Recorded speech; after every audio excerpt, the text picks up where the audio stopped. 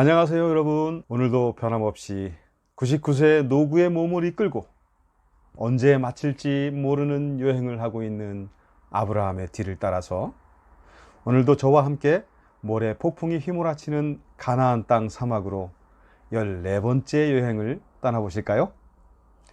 오늘 묵상 본문은 창세기 17장 23절에서 27절입니다.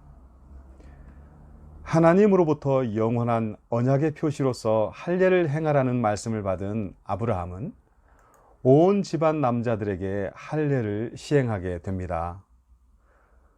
우리는 이렇게 하나님 말씀에 순종하는 아브라함의 모습을 통해 순종에 대한 두 가지 교훈을 발견하게 됩니다. 첫째는 그다지 특별하게 보이지 않는 일을 특별하게 생각하며 순종하는 것입니다. 할례는 그 당시 근동 지역 부족 사이에 흔하게 행하던 의식이었어요. 때문에 할례를 행한다는 것이 그리 특별하게 생각되지 않을 수도 있지요. 그렇기에 한두 사람도 아니고 태어난 지 8일 이후에 전체 남자에게 할례를 행하기엔 조금 귀찮은 생각이 들 수도 있을 것입니다. 아브라함의 집안의 권속들은 남자들만 수백 명이 넘었을 테니까요. 어쩌면 그 중엔 이러저러한 이유로 할례를 거부하는 사람도 있을 수 있겠지요. 하지만 아브라함은 이 의식을 아주 특별하게 생각하고 대상이 되는 모든 남자를 불러들여 자기 앞에서 할례를 시행한 것으로 보입니다.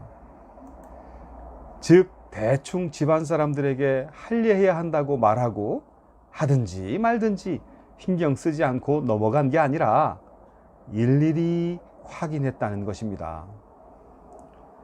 일반 사람들이 별로 특별하게 생각하지 않을 수도 있는 그런 일을 아브라함은 특별하게 생각하고 실행했다는 것이지요. 왜일까요? 하나님의 말씀이었기 때문입니다. 이처럼 아브라함의 순종은 일반적일 수 있는 일일지라도 하나님의 말씀이기에 특별하게 생각하며 실행하는 순종이라 할 수 있겠습니다. 두 번째는 하나님의 은혜가 한 사람의 순종을 통해 집안 전체에 임하게 된다는 것입니다. 오늘 본문에서 할례를 받은 사람들은 아브라함에게 속한 모든 권속입니다.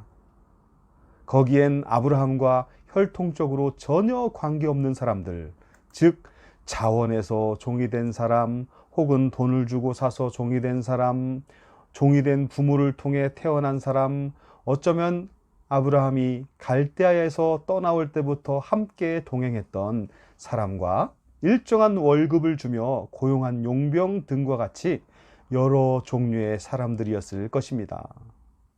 게다가 이들은 대부분 아브라함이 믿는 야훼, 즉 여호와 하나님을 믿지 않거나 자기들 나름대로의 민족신을 신앙하고 있었지 않을까요? 그런데도 아브라함은 이러한 모든 권속들에게 하나님이 명하신 할례를 시행합니다. 이들의 입장에서 보면 자기들의 의사와는 전혀 상관없이 아브라함의 한 사람의 순종에 의해 할례를 받게 되는 것이지요. 그러나 이들이 모르고 있는 것이 있습니다. 아브라함을 통해 할례를 받게 되면 그 사람이 어디서 어떻게 살아왔건 누구이든 또 어떤 신앙을 가지고 있든지 간에 하나님의 은혜를 받게 된다는 것이지요. 자의반 타의반으로 할례를 했든 억지로 했든 간에 모두 하나님의 은혜의 대상자가 되는 것입니다. 이처럼 아브라함 한 사람의 순종으로 인해 본인들은 전혀 알지도 못하고 깨닫지도 못하지만 하나님의 은혜를 받게 되는 것입니다. 완전 대박 난 거죠. 우리는 오늘 묵상을 통해서 나 한 사람의 순종이 내 집안, 내 권속들에게, 내가 사는 지역에, 내가 살아 숨쉬고 있는 이 나라와 민족에게 하나님의 은혜를 입게 한다는 사실을 깨달아야 합니다. 그다지 중요해 보이지 않는 일일지라도 그것이 하나님의 말씀이라면 특별하게 생각하고 일해봅시다. 흔하디 흔한 일일지라도 하나님의 뜻이라고 생각하게 된다면 특별하게 생각하며 대해봅시다. 매일같이 주어진 하루하루 일상의 흔한 일들을 특별하게 생각하며 행하는 삶이 되시기를 주님의 이름으로 축원합니다.